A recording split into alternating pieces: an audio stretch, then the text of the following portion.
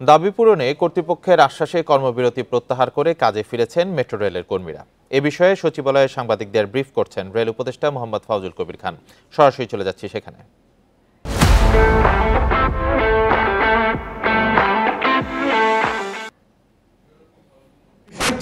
আপনারা জানেন যে আইবাস নাম শুনেছেন, যে আইবাসের মাধ্যমে এই সমস্ত আর্থিক খাতে শৃঙ্খলা নিয়ে আসার জন্য একটা প্রয়াস আছে সরকারের অর্থ বিভাগে।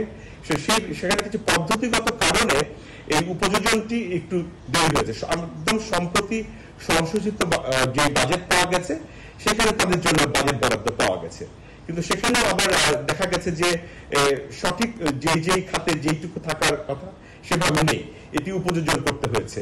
এটি ইমিডিয়েটলি আমাদের মন্ত্রণালয় থেকে গতকালকে আমরা গত 2-3 দিনে ইভেন শুক্র শনিবারও কাজ করা হয়েছে। সচিবালয়ে সাংবাদিকদের ব্রিফ করছিলেন রেল উপদেষ্টা। সরাসরি ছিলাম সেই ব্রিফিংয়ে।